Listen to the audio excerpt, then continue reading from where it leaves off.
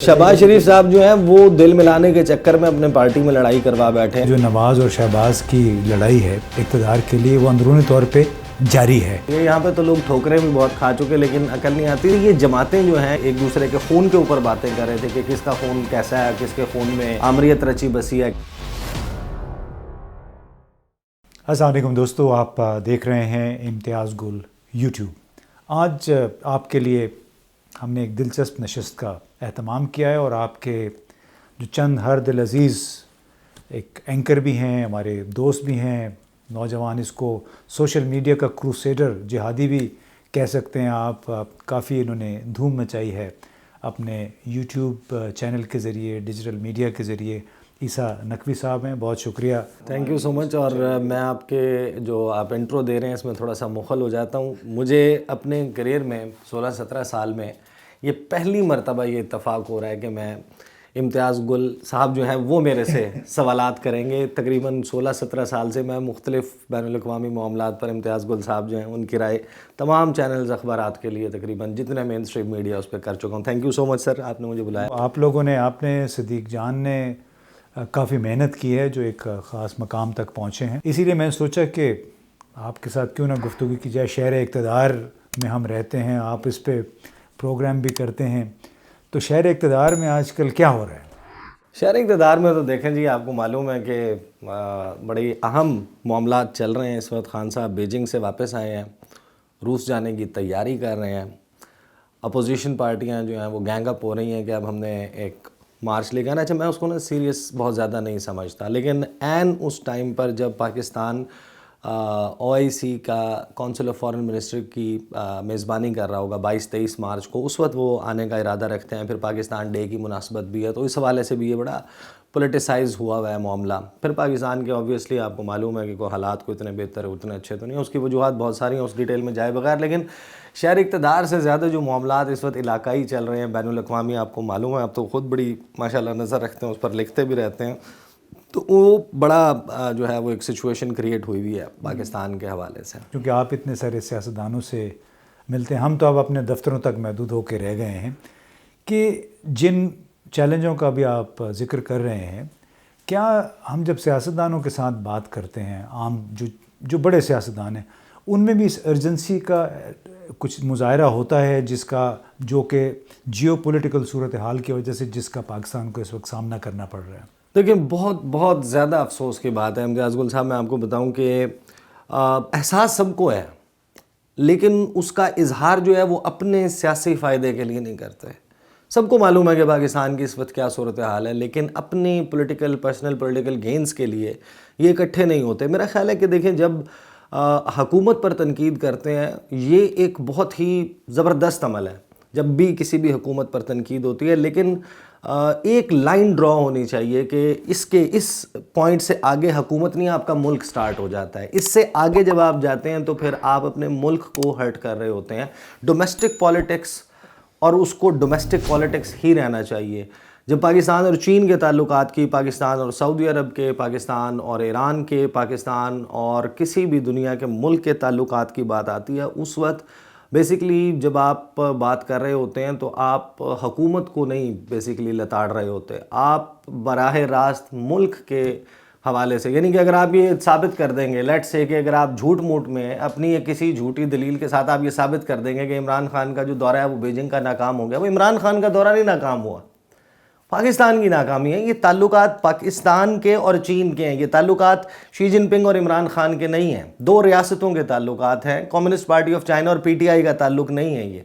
इस चीज़ की अंडरस्टैंडिंग, जब कश्मीर के ऊपर डिबेट हो रही होती है आपके पार्लियामेंट में, पूरी दुनिया से आप सफ़ीरों को बुलाकर यहाँ पर जिस वक्त आप कहते हैं कि 5 अगस्त हो गया, नरेंद्र मोदी ने यह जुल्म किया और हमारी पार्लियामेंट उस पर डिबेट कर रही है, आप वहाँ पर पहुँचते हैं तो पता चलता है कि सियासी नारे लग रहे हैं, फ़लाने को जेल से निकाल दो, फ़लाने के केस ख़त्म कर दो, फ़लाने के ऊपर अकाउंटेबिलिटी ना की जाए। यानी कश्मीर के मामले पर भी अगर आपने ये सब कुछ करना है, ये तो वो सियासी जमातें हैं। कोरोना वायरस के मामले पर हमने सब ने देखा किस किस्म का तमाशा लगा हुआ था। वफाक कहता है कि आप बंद कर दें, तो वो सिंध कहता है कि नहीं, हमने खोलने हैं इदारे। हाँ बिल्कुल ईसा, आपने ठीक कहा कि 4 साल होने को आए हैं और ख़ास तौर पे 2 बड़ी जमातों ने एक महाज बना रखा है, अगरचे दिल उनके नहीं मिलते, نہ ہی ان کے نظریات ملتے ہیں. تیسری جماعت ایک ہے جس کو ہم پارلیمانی بے روزگار جماعت بھی کہتے ہیں، خاص جہاں تک قومی اسمبلی کا تعلق ہے، تو وہ بھی ان کے ساتھ ملے ہوئے ہیں، اور ان کا تمام تر فوکس صرف عمران خان پہ ہے اور سلیکٹرز پہ ہے. بار بار وہ سلیکٹر، اور جن لوگوں کو وہ کہتے ہیں کہ انہوں نے ان کو سلیکٹ کیا ہوا ہے، انہی کی سلیکٹ کی ہوئی پارلیمان چھوڑنے کو وہ تیار نہیں ہیں.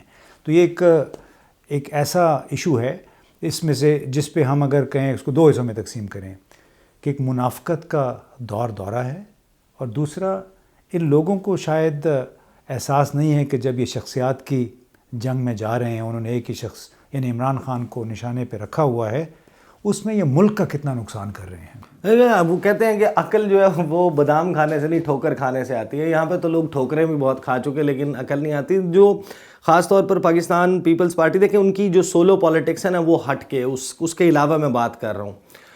مسلم لیگ نون اور پیپلز پارٹی، ان کا ٹریک ریکارڈ ہے، آپ نے بھی دیکھا ہے، میں نے خود، ہم نے آن گراؤنڈ ان کو کور کیا. بوربن معاہدہ نہیں دیکھا ہم نے چارٹر آف ڈیموکریسی نہیں دیکھا. اس کے بعد یہ فائلیں اٹھا کے بلیک کوٹ پہن کے سپریم کورٹ میں ایک دوسرے کے خلاف چلے جاتے تھے. یہ جماعتیں جو ہیں ان کی یعنی کہ جب وہ کہتے ہیں، جب ابھی کچھ عرصہ پہلے آپ کو یاد ہوگا کہ ایک دوسرے کے خون کے اوپر باتیں کر رہے تھے کہ کس کا خون کیسا ہے، کس کے خون میں آمریت رچی بسی ہے، کس کا خون اچھا ہے، کس کا خون گندا ہے، جو اس قسم کی باتیں کرتے ہیں. اور یہ تو اپوزیشن میں رہتے ہوئے میں بتا رہا ہوں، یہ پی ڈی ایم والے معاملات، اس میں کس قسم کی لڑائی تھی، اور پھر یہ سب اچھا کی رپورٹ دینا. آئی ڈونٹ تھنک یہ ان جماعتوں کو، لوگ جو ہیں وہ ظاہر ہے کہ ایک پورا ایک فیئر سیٹ کریٹ ہوا ہے، وہ اس سارے معاملے کو دیکھتے ہیں اپارٹ فرام دیئر اون جو سولو اپنی اپنی پالیٹکس کرتے ہیں. ان کا جو اشتراک ہے وہ کسی بھی صورت آئی ڈونٹ تھنک کہ وہ دیٹ میکس اینی سینس.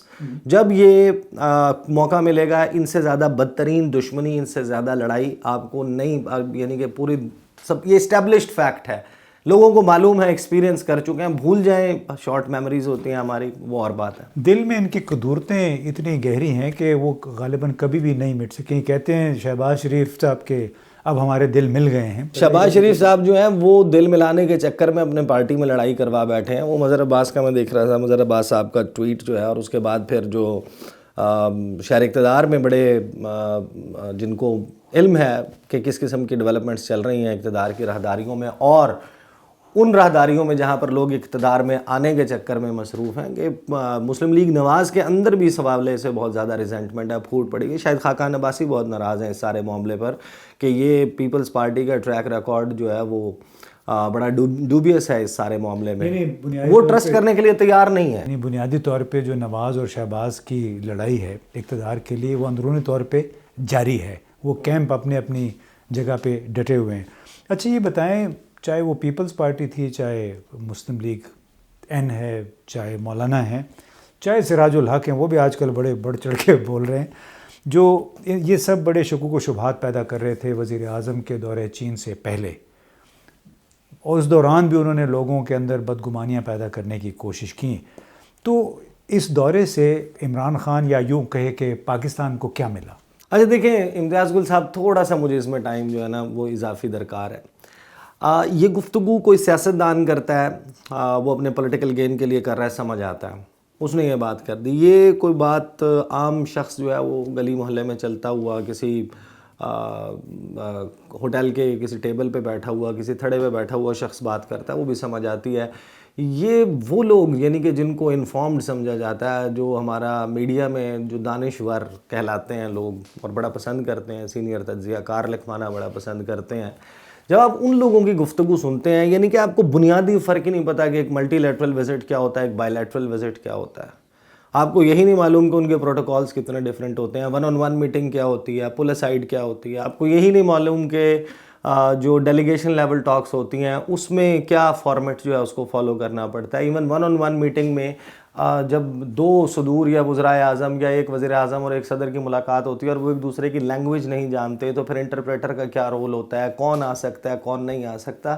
جن لوگوں کو بیسکس نہیں پتا کہ جس طرح اقوام متحدہ جنرل اسمبلی کا اجلاس ہوتا ہے، اگر اس کا میزبان ایک طرح سے ظاہر ہے کہ امریکہ کی حکومت بھی ہوتی ہے، ان کی ذمہ داری بھی ہوتی ہے، اگر امریکہ کا صدر 193 ممالک کے ڈیلیگیشنز کو ون آن ون میٹنگ کا ٹائم نہ دے تو سارے ملکوں کی بے عزتی ہو گئی. 193 ملکوں سے امریکہ کا صدر ملاقات کر بھی سکتا ہے کیا؟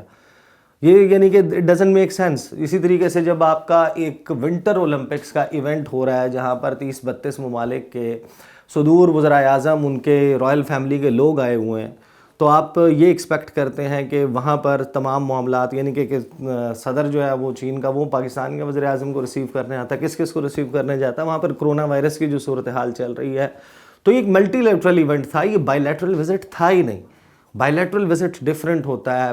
پاکستان اگر جس طریقے سے OIC کا اجلاس کروانے جا رہا ہے, کونسل آف فارن منسٹرز, اور تقریباً 57 ممالک کے ڈیلیگیشنز نے آنا ہے, تو کیا 57 لوگوں کو ریسیو کرنے کے لیے 57 ممالک کے اگر وزرائے خارجہ خود پارٹیسپیٹ کرنے آتے ہیں, ویسے تو 57 کبھی بھی نہیں آ سکتے, ظاہر ہے کہ ایک کسی نہ کسی کی کو مصروفیت چل رہی ہوتی ہے, لیکن ایک بڑی 2-3 درجن وزرائے خارجہ آئیں گے, تو ہمارے وزیر خارجہ کیا ایئرپورٹ پہ کھڑے ہو جائیں گے کہ یہ اگلے 2 دن تک جب تک آتے رہیں گے میں ایئرپورٹ پہ کھڑا رہوں؟ یہ ڈزنٹ میک سینس.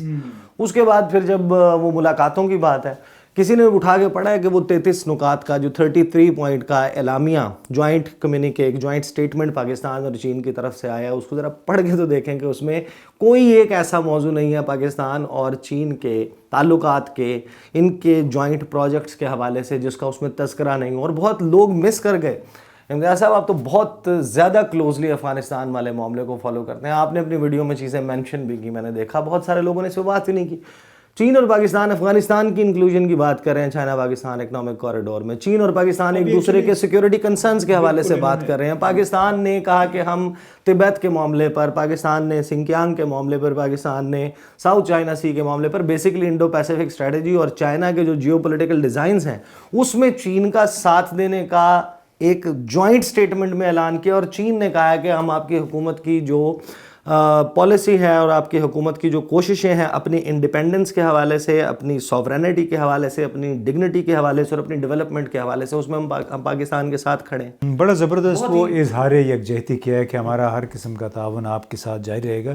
تو یہ بتائیں کہ اب تو دورہ روس کی بھی دعوت مل گئی ہے, تو کیا ہم یہ سمجھیں کہ پاکستان موجودہ جیو پولیٹیکل حالات جو دنیا میں دیکھ رہے ہیں, جس طرح کیمپ بن گئے ہیں, ایک طرف امریکہ بھارت کو اس علاقے کا پولیس مین بنا کے اس کے ذریعے اپنے مقاصد حاصل کرنا چاہتا ہے, اور دوسری طرف روس اور چین بڑی سرگرمی سے, اور ونٹر اولمپکس جس انداز میں ہو رہے ہیں وہ ایک بہت شاندار مظاہرہ ہوا ہے وہاں پہ, تو کیا اس تمام تناظر میں پاکستان سیاسی جغرافیائی طور پہ دوبارہ ریلیونٹ ہو گیا ہے؟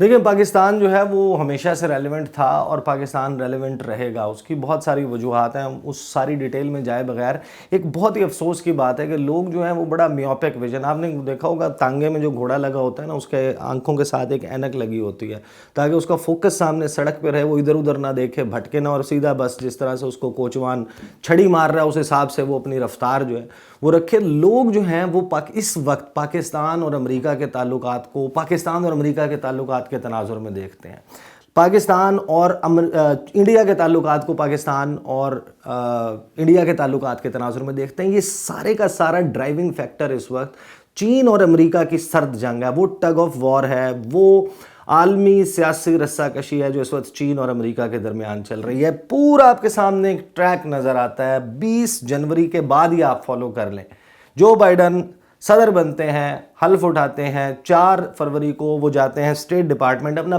پہلی تقریر کرتے ہیں, اپنی فارن پالیسی لے آؤٹ سامنے رکھتے ہیں پوری دنیا کے.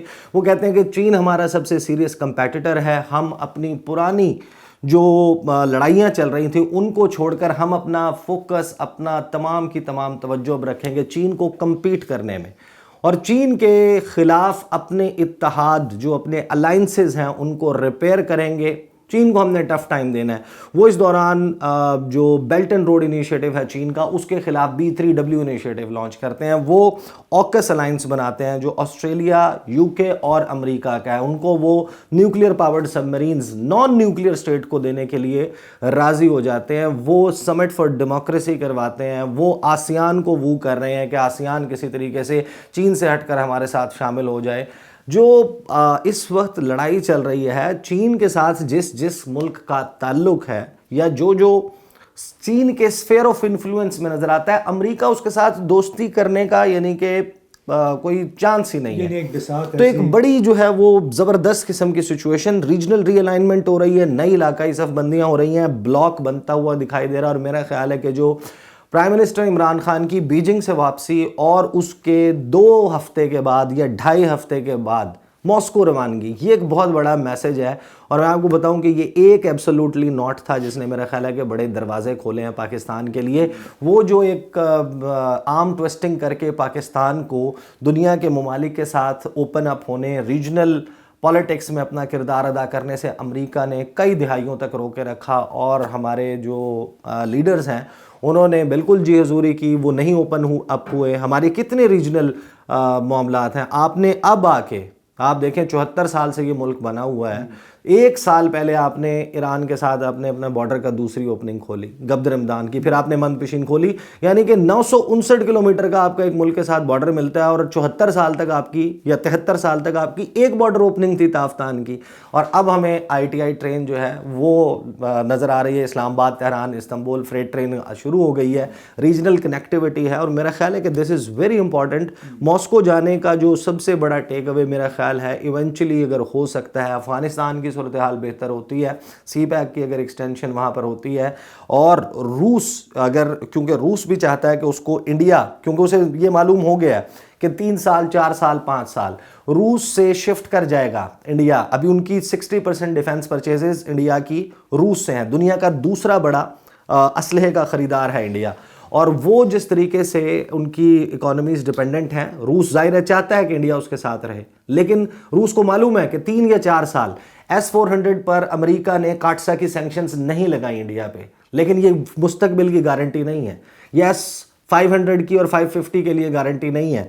उनके 2025 में जो उनका आखिरी बड़ा मुआहदा ख़त्म हो रहा है, जब उनकी सबमरीन्स डिलीवर हो जाएंगी, जो एडमिरल ग्रिगोरोविच क्लास की आगे की सबमरीन्स हैं, 2 वो यांटर शिपयार्ड पर बन रही हैं, 2 ने गोवा में बनना है, उसके बाद चांस नहीं है कि इंडिया को बड़ी डील देगा। इनकी जो टेक्निकल मिलिट्री कोऑपरेशन की डील है वो एक्सपायर होगी 2031 में, जिसमें रूस ने सर्विसेज फराहम करनी है। मुझे नहीं लगता कि उसके बाद इनका कोई बहुत बड़ा फ्यूचर है। तो पाकिस्तान के लिए एक बड़ी अपॉर्चुनिटी क्रिएट हो गई है। पाकिस्तान के पास मौके तो बहुत हैं, पहले भी रहे थे, अब भी इस वक्त हैं, लेकिन सवाल ये है कि क्या हमारी क़यादत, चाहे वो सिविल है चाहे मिलिट्री है, क्या इस पोजीशन में है कि वो जो नए मौके पैदा हुए हैं उनसे फ़ायदा उठा सके। क्योंकि हमारा मसला बहुत बड़ा यही रहा है कि मौके हमें हमेशा मुहैया रहे, लेकिन हमारी ब्यूरोक्रेसी की वजह से, हमारी 19वीं सदी की सोच की वजह से हम उन मौके से फ़ायदा नहीं उठा सके। आपने ईसा नकवी को सुना, ये तो पूरा इंसाइक्लोपीडिया मालूम हो रहे हैं ख़ारजा उमूर के बारे में, और उम्मीद है कि आपने इनकी गुफ्तगू से महजूज़ हुए होंगे, और इनके साथ हम इसी तरह मज़ीद भी नशस्तों का एहतमाम करते रहेंगे। शुक्रिया।